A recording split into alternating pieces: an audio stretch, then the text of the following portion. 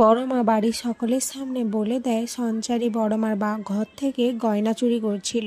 বড়মা এটা শুনে সঞ্চারীকে খুবই বকাঝকা করতে থাকেন। তখন সঞ্চারী বলে, হ্যাঁ আমি বেশ করেছি, গয়না চুরি করেছি। আমার স্বামীর অনেক টাকার প্রয়োজন, আমি তোমাদের বলেছিলাম তো? বলিনি? কিন্তু তোমরা কি আমার কথা শুনেছ? আমি তো শুধুমাত্র একটা গয়না চুরি করেছি। কিন্তু এই বড়মা একই করেছে জানো, নিজের দেওরের সাথে খারাপ সম্পর্কে লিপ্ত রয়েছে। সবাই অবাক হয়ে যায়। আদিত্য আর সুদীপাও চলে আসে ওখানে। সঞ্চারী নিজের ফোন থেকে যে ভিডিওটা করেছিল সেই ভিডিওটা দেখায়। সেখানে দেখা যায় পরমা আউট হাউসে গিয়েছিল সেই ভিডিওটা। পরমা ভিডিওটা দেখে পরমাকে ভুল বুঝতে থাকে আর বলে, এ কি, তুমি এটা কি করেছো? ও যা বলছে তার মানে সমস্ত কিছু সত্যি। তোমার সাথে আদিত্যর ছি ছি ছি। আদিত্যর বাবাও খুব রেগে থাকে, বলে, এই মেয়ে তুমি এখনই এই বাড়ি থেকে বেরিয়ে যাও। আমরা এরকম খারাপ চরিত্রের মেয়েকে কিছুতেই এই বাড়িতে রাখবো না। তোমার বাবা মাকে আমি এখনই ফোন করছি। সকলে মিলে খুব অপমান করতে থাকে পরমাকে। পরমা কোনো উত্তর দিতে পারে না। সুদীপা বলে, আদিত্যকে এখন আপনি চুপ করে থাকবেন, কিছু বলবে না? সবসময় কি মেয়েদেরই দোষ হয়? আর আমরা বাইরের মেয়ে বলে কি আমাদেরই সবসময় স্যাক্রিফাইস করতে হবে, সব কথার কৈফিয়ত দিতে হবে? আপনি কিছু বলবেন না? আদিত্যর বাবা সুদীপাকে বল, এই তুমি আমার ছেলেকে এইভাবে কথা বলছো কেন? রাইটে তুমি আমার ছেলের সাথে এভাবে কথা বলছো?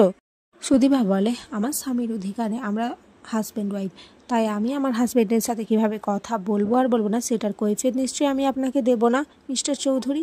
তখন আদিত্যর বাবা বলে, এই তুমি আমাকে মিস্টার চৌধুরী বলছো কেন? সুদীপা বলে, আপনি আমাকে বাবা ডাকার অধিকার দেননি, তাই আমি আপনাকে মিস্টার চৌধুরী বলেই ডাকছি। এদিকে আদিত্যও খুব বিরক্ত হয়েছে। আদিত্য বলে, কি বলবো আমি, কি বলবো? কোনো ভিত্তি আছে এই কথার? হ্যাঁ, পরমার সাথে আমার একটা সম্পর্ক হয়েছিল, তবে সেটা ভালো লাগার আর কয়েকদিনে। তারপরে আমি নিজের কাজের জন্য চলে যাই, সেখানে গিয়ে আমার ফোনটা ভেঙে যায়। তারপর থেকে আমি পরমার সাথে আর কোনো যোগাযোগ করতে পারিনি। এরপর যখন আমি দাদার বিয়েতে এসেছি তারপরেই পরমার সাথে আমার দেখা হয়েছে। আর তোমরা তো সবাই খুব খুশি ছিলে পরমার বিয়েকে নিয়ে, আর পরমাও রাজি হয়েছিল দাদা ভাইয়ের সাথে বিয়ে করবে। তাহলে আমি সেখানে কি বলবো? সুদীপা বলে, দেখেছেন তো বড়মা, এখানে পরমা বা মিস্টার চৌধুরী কিন্তু কারোর কোনোই দোষ নেই। বিয়ের আগে ভালো লাগা একটা নর্মাল ব্যাপার, কিন্তু তারপরে তো ওদের মধ্যে আর কিছু নেই।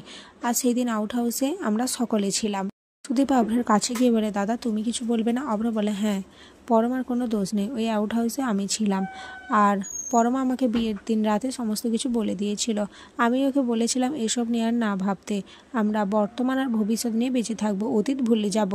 পরমা একদৃষ্টিতে অভ্রর দিকে তাকিয়ে থাকে। অভ্র যে পরমাকে সাপোর্ট করছে সেটা পরমা আশাও করছিল না।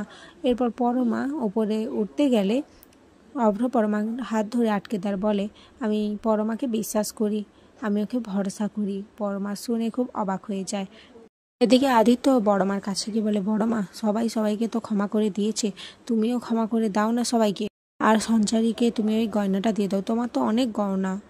বড়মা সঞ্চারীকে গহনাটা দিয়ে দেয় আর সঞ্চারীও নিয়ে নেয়। তারপর বড়মা বলে, সামনে কালী পুজো, বাড়িতে নতুন বউরা এসেছে, সঞ্চারী আছে, ছোট তুই আছিস, তোরা সব সামলে নে। আমার এই বাড়ির দায়িত্ব ফুরিয়েছে, আমাকে এখন একা থাকতে দে। এই বলে বড়মা ওখান থেকে চলে যায়। এদিকে কুন্তলা মনে মনে ভাবে, এই যে কিছু ঘুরতে কেউটো বেরিয়ে আসছে, না না, অনেক কিছু ব্যাপার রয়েছে, তো আমাকে সমস্ত কিছু জানতে হবে। এরপর একে একে সবাই ওখান থেকে চলে গেলে অংশু কুন্তলাকে বলে, যে করে হোক সুদীপাকে এই বাড়ি থেকে বের করতে হবে, আর তার সাথে ওই পরমাকেও। কিছুতেই সে পরমাকে এই বাড়িতে রাখবে না। কুন্তলা বলে, 2 কাঁটাই এখান থেকে উপড়ে ফেলবো, তার জন্য আমার আশ্রমে তোমাকে যেতে হবে, আমি যা যা বলবো সেগুলোই করতে হবে। এখানে আজকের পর্ব শেষ হয়ে যায়।